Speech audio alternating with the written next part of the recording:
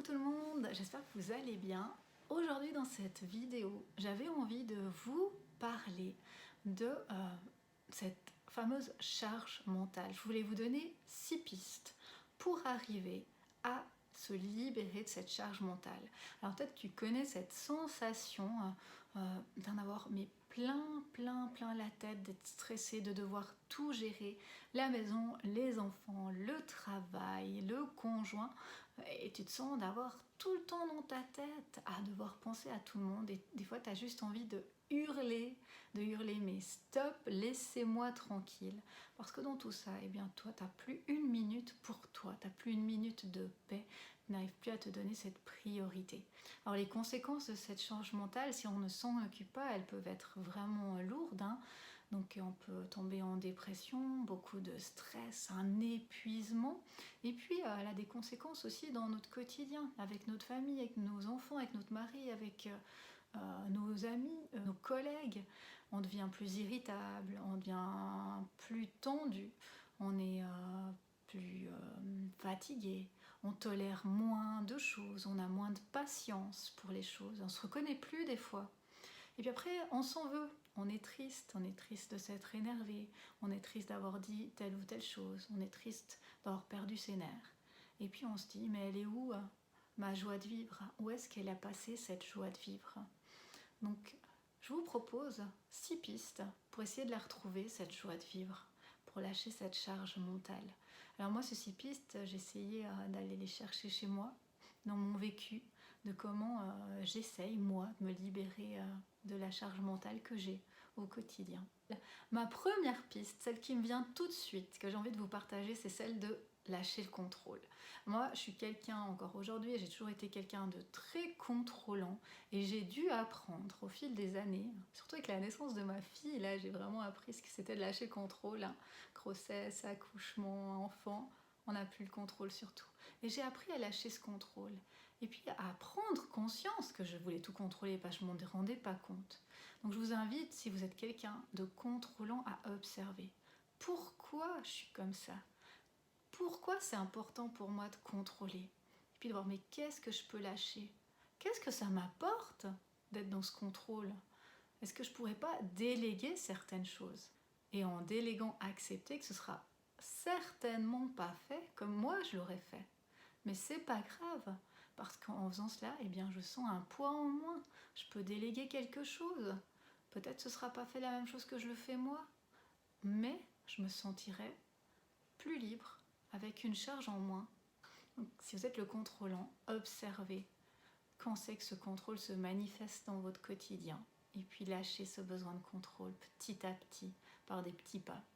Qu'est-ce que je peux lâcher? Pourquoi? Puis allez voir derrière. Pourquoi j'ai ce besoin de contrôle?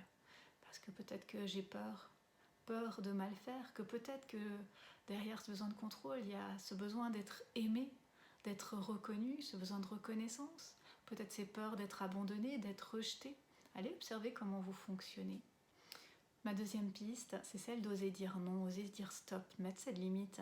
C'est très compliqué, il y en a des images souvent issues de notre éducation, de peut-être des réseaux sociaux, de la société, ces comparaisons qui disent mais non, si je dis non, si je dis stop, après je culpabilise, je me dis mais je suis une mauvaise mère, je suis une mauvaise femme, je suis une mauvaise amie, hein. J'ai pas su faire ça, j'ai pas réussi à tout concilier.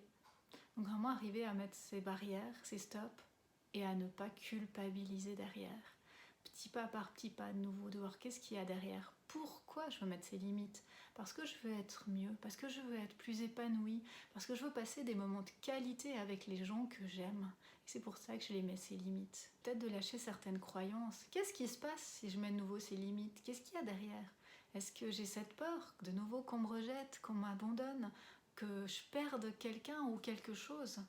Puis d'arriver à enlever cette croyance, cette fausse croyance qui m'empêche d'être bien. Ma troisième piste, c'est celle d'apprendre à écouter tes émotions, à écouter ton corps et puis tes besoins.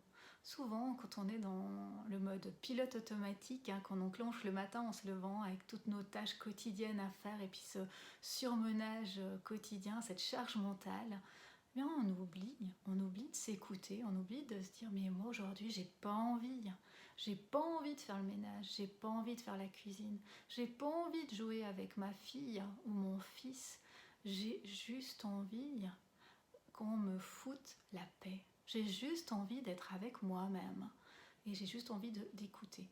Prenez ce temps pour vous. Je suis un être humain, j'ai le droit de prendre du temps pour moi. J'ai le droit de ne pas avoir envie de faire quelque chose. J'ai le droit d'écouter mes besoins et de mettre après en action les choses que j'ai besoin.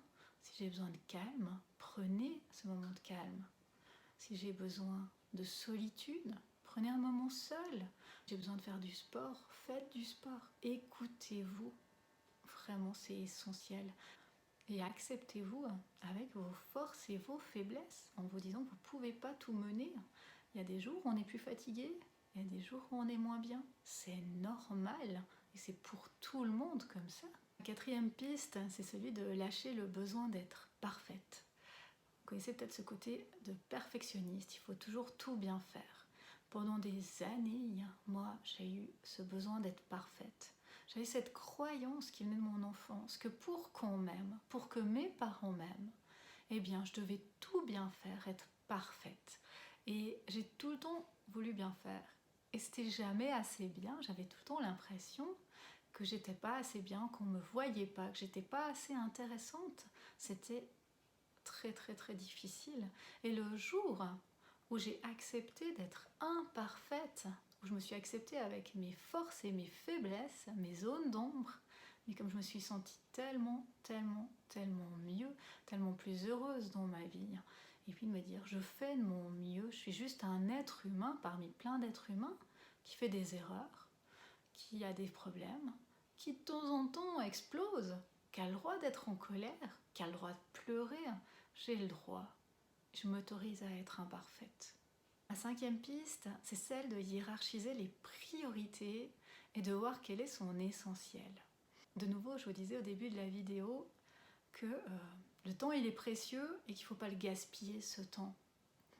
Vraiment, il faut en profiter. Et de nouveau, vous dire qu'est-ce qui est essentiel pour moi dans ma vie. Est-ce que de faire mon lit tous les matins, c'est essentiel? Est-ce que de faire la vaisselle tous les jours, c'est essentiel? Est-ce que ma maison doit être nickel? C'est essentiel. Est-ce que de faire le repassage, c'est essentiel? Qu'est-ce que je peux faire qui est essentiel pour moi? Il y a toujours cette belle visualisation que vous pouvez faire pour vous aider, de vous dire je suis à la fin de ma vie, il y a autour de moi des gens que j'aime, des enfants, des petits-enfants, des arrière-petits-enfants, des neveux, des nièces, des amis, et ils me posent cette question. Qu'est-ce que tu as fait d'extraordinaire pour toi dans ta vie? Je ne pense pas qu'on va leur répondre j'ai fait mon lit tous les matins, j'ai jamais laissé traîner ma vaisselle dans l'évier. Je ne pense pas qu'on va leur répondre ça. Donc de nouveau, qu'est-ce qui est essentiel pour vous? Faites-le. Mettez-vous en priorité ces choses essentielles. Si l'essentiel c'est d'être épanoui, d'être bien, d'être heureuse en famille, mettez tout ça en priorité. C'est vraiment important. Changez vos priorités, cassez certaines croyances que vous vous êtes mises, cette pression, parce que souvent cette pression on se la met toute seule, tout seul, cette pression, d'être parfait, de tout faire, de tout gérer, de ne pas laisser traîner ça, de qu'est-ce qu'on va penser si, qu'est-ce que va dire l'autre si, je suis un mauvais parent si. Non, lâchez toute cette pression, on est juste des êtres humains et allez à votre priorité. C'est quoi ma priorité? Ma dernière piste, la sixième, c'est celle de ne rien faire.